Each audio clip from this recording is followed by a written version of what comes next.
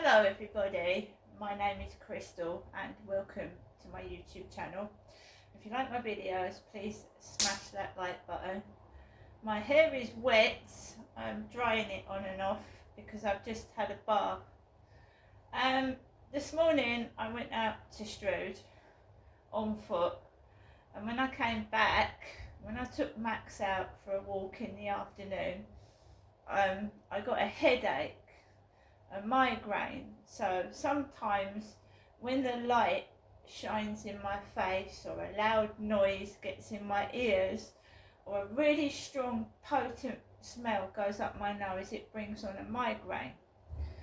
So I had a migraine this afternoon, and I walked Max. I had it halfway home while I was walking Max. And anybody with a migraine knows that you get an aura first, which obscures your sight. So I had a migraine whilst I was walking Max home. So I have to be careful crossing the road. I could still partially see out of my left eye, but my right eye was obscured by flashing lights and zigzags. So when you don't feel well and you're out on the street, you have to be careful you don't get run over.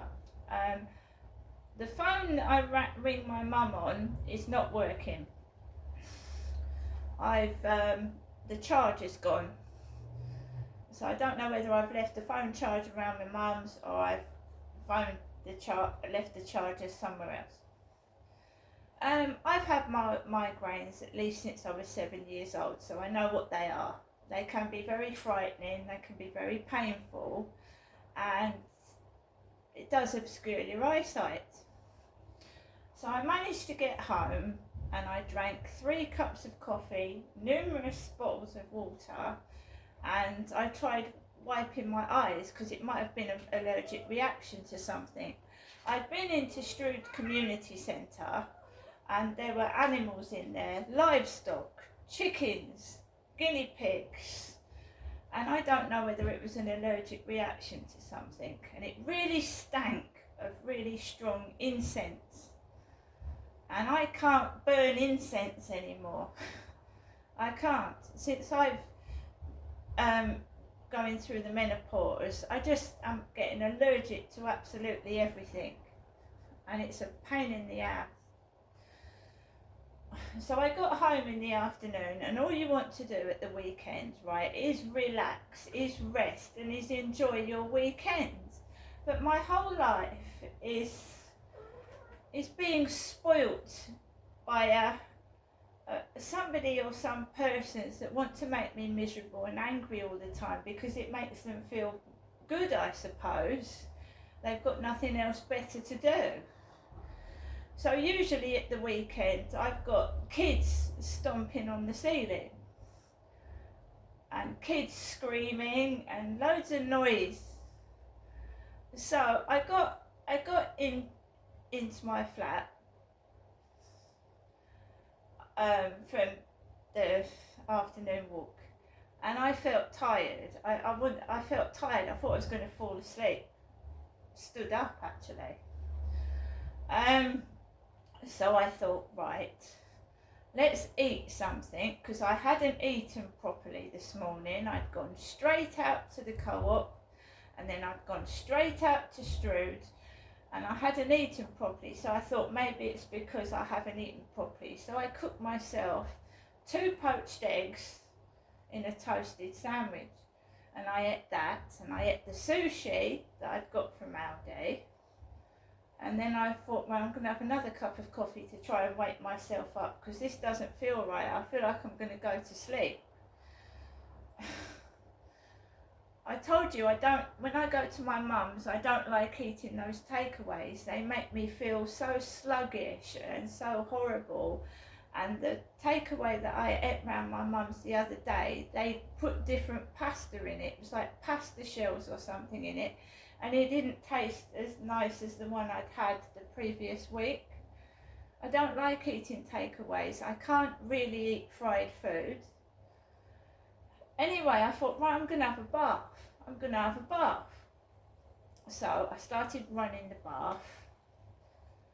and got in the bath, and all I could hear was doors slamming, doors banging really loudly about 5 or 6 times while I was in the bath. Slamming doors. Someone going in and out of their door and banging it loud.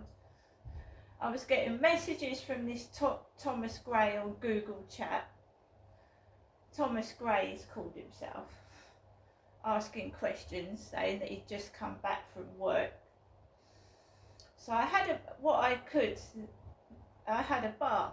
I put LBC radio on to drown out the door slamming, and I got in the bath and I started washing my hair, you know, trying to relax in the bath and wake myself up. I didn't want to fall asleep in the bath, did I? Could drown. I couldn't find my razor. I was looking everywhere for my razor because I shave underneath my arms and legs. I'm a woman. So I opened a new razor from a new pack, and I got out the bath, and you can hear noise. You can. Told you I can't put that boxing machine on the wall because it'll go right through the wall. If you punch it, you're going to punch right through the wall and have a hole in it. So you can hear absolutely everything. Someone turning a tap on, pushing the microwave, you can hear it. If you're not well, it pisses you off. Or if you're with somebody that it distracts you from it, it's even better. So gets out the bath, towel dries my hair, uses the hairdryer on it, and I try and wake myself up, you know. I sit down and I play some games of Scrabble Go, but I feel really, really zonked out, tired. And I've got to take Max out for a walk soon. I've got to take the dog out for a walk, and I don't feel like it. Because migraines can make you feel exhausted. They can make you feel ill, sick, tired. Number one, you can't go to sleep in this place at all, morning or night.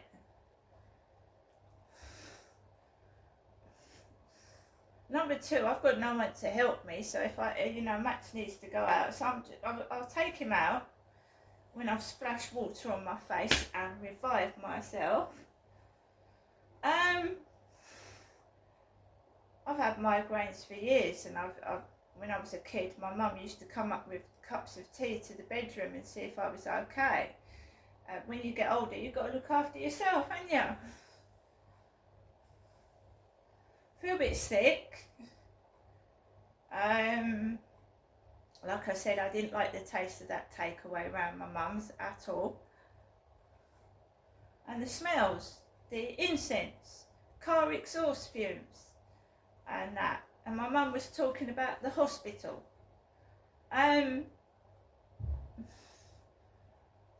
Yeah, well, I've had migraines since I was 7 years old. I used to bump into lamp posts and bruise my face. This has been going on since I was a kid, a child. You can't keep going to the hospital because you've got a migraine.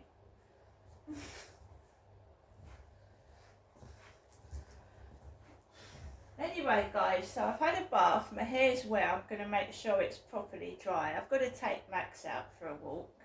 And yeah, it's shenanigans, isn't it? It's like, making out I'm an old lady and they're fucking the old lady up, you know? Annoying the old lady.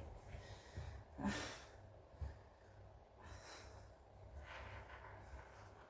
won't stop. This role reversal, this when I go around my mum's, well, you're not me, are you, Ginestra? And I'm not you. Why would you try and pretend to be me? Well, I'm not, it's other people.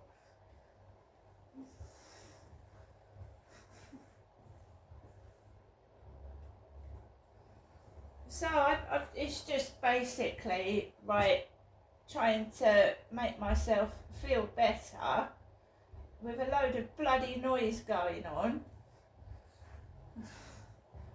And I'm being texted all the time by this Thomas Gray, And funny things happened after he's texted, like someone is reading the messages. Or maybe it is somebody down this road or street making out they're somebody. I don't know. My mum can't phone me, so the phone's not going off because it's not been charged, so she can ring as much as she likes whilst there's kids upstairs, because it's not going to upset them because the phone isn't working.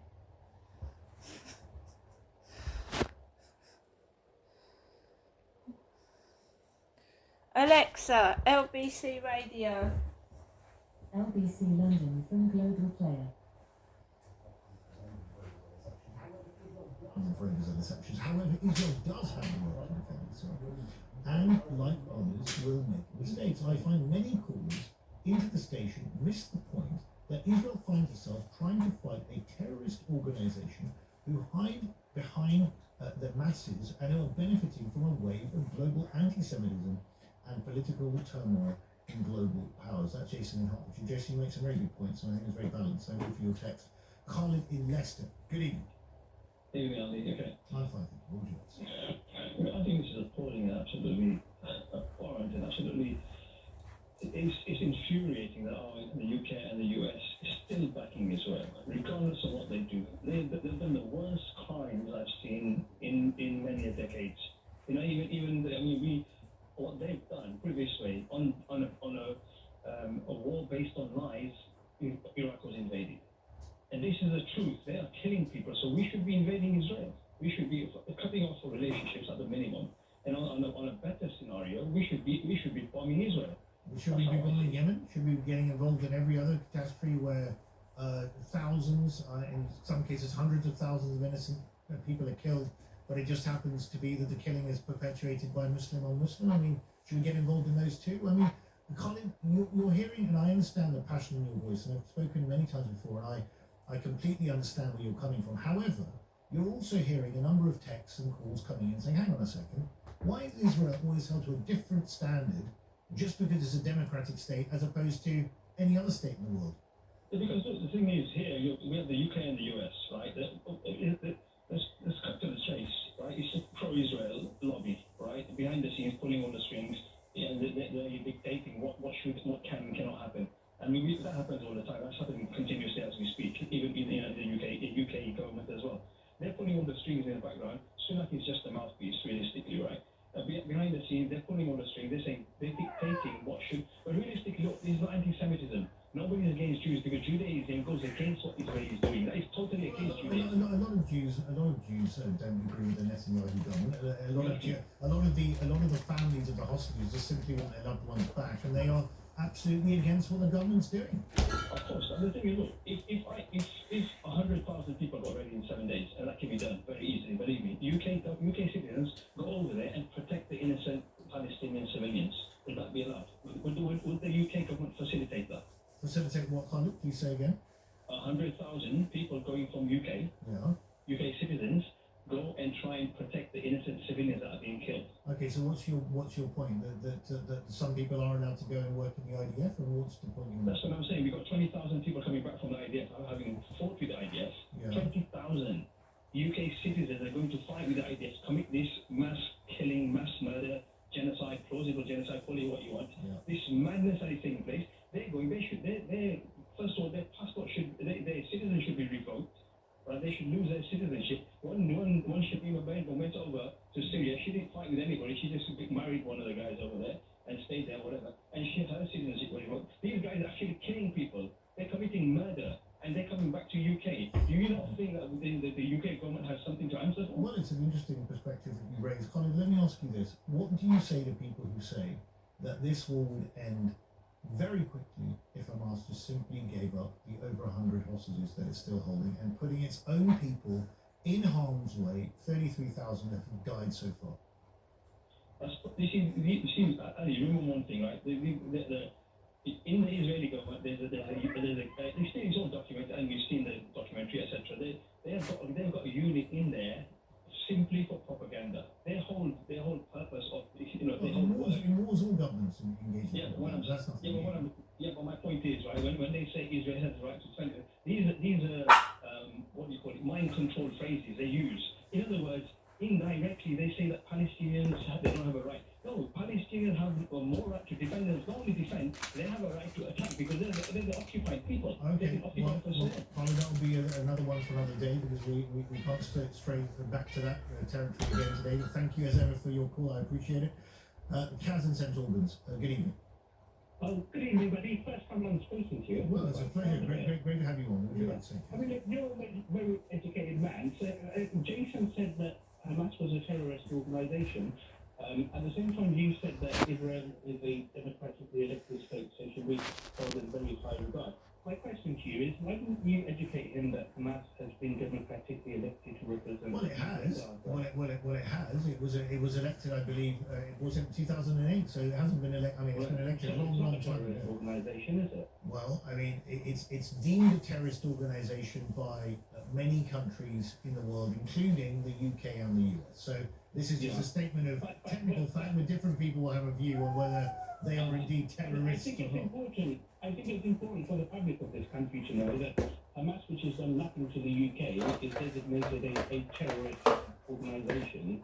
Yet for the people of Palestine, especially the West Bank, Well, it does. it's a democratically elected government which is telling Israel, stop stealing our land or we will attack you. Well, Kaz, it's a bit more than that. It's not just simply stop taking my land will attack you.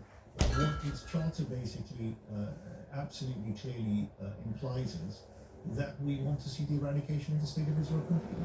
Now, you could The argue, legal state of Israel is the complete eradication of Palestine. some do, some don't. And it's a good point that you raise. It's a good point that you raise because in this government, in this Israeli government, there are indeed, in my view, many members of it that do want to see inherent expansion of Israel's borders further into Gaza and the West Bank. Yes, there absolutely are. And I don't think they're doing anything for the cause of peace in that region whatsoever, as is the case with Hamas not doing anything for the cause of the Gazans either. Well, Hamas is just defending, isn't it? I don't agree. Kaz, people will have a different view on whether Hamas are terrorists or freedom fighters. My view is very simple. My view is very simple. But what I'm saying to you They is didn't do anything to help their own people. Come on, Kaz. 33,000 Gazans have been killed. Hamas, on its own metric, I mean, what was it actually intending to do by what it did? As a Muslim, out of 2 billion Muslims, the 55 nations that have done F all, I'm sorry if I'm not allowed to say that, for the It's still Palestine, before the watershed. That's sorry, simple. that have done nothing for Palestine, yet the very people in Hamas that are defending Palestine against the aggression, and you're saying that they're not helping. Well, I mean, if they're not going to help their own people, who is? well, And finally, sorry, just one more point, of course. right? I listen to this program. There's probably millions of people listening. I have a question for every single one of them, right? With what is the actions of Israel by killing 30,000 people, right? Those children, when they grow up, knowing that a state such as Israel has killed their parents, their brothers, their sisters, whatever, what do you think? Do you think they're going to join Hamas, or are they going to say, let's join the Israeli Knesset and do a democracy? Now, Kaz, that is a very powerful point. I completely disagree with you on the earlier point about Hamas actually sort of defending and helping its own people. I actually don't think it's defending its own people at all. I think it's actually put its own people in harm's way. It should have known well there would be a ferocious response to that. So I don't agree with you on that at all. But I do think that the point you're making about Israel is basically inculcating and effectively breeding a whole range of new people that are going to take up arms against it because they're totally desperate, they've got no future, and their parents have been killed is a very, very powerful one, and indeed one being made by US policymakers themselves. Thank you, Kaz, for your call. Very, very briefly, I'm afraid, Les in Liverpool, you're going to have to be very pithy. About 20 seconds, let's go. Oh, I just like a comparison with what happened in Bloody Sunday in Ireland when all those people, civilians, got killed. People were queuing up, men were queuing up afterwards to join the IRA. And I fear that what's happening with Hamas is, and Israel's reaction to it, collective punishment does not work, and people will be flocking to join and support Hamas. Well, it's an interesting point, Les, and it's a point made by the previous caller as well. I mean, indeed, that is the danger when respond in this way. 33,000 people have been killed, many of them innocent civilians. There will be kids there that are left without parents. What are they going to do? I mean, I don't think it's necessarily going to improve the security lot of the Israelis, but there we are. We see what happens now. I mentioned before that police are taking up to 28 hours to attend burglaries, with response times delayed by 25% in a year. But burglaries are priority incidents, meaning officers should arrive within an hour. What's going on? Have you been burgled? And if so, how did the police respond? Right, guys, like I said, I'm going to take Max out in a minute. It's 7 o'clock. There's motorcycles coming up and down the road. The whole point is staying safe, not getting stressed out because stress kills, and to stay safe. And just try and get a bit of happiness in a world which is full of hatred. See you later.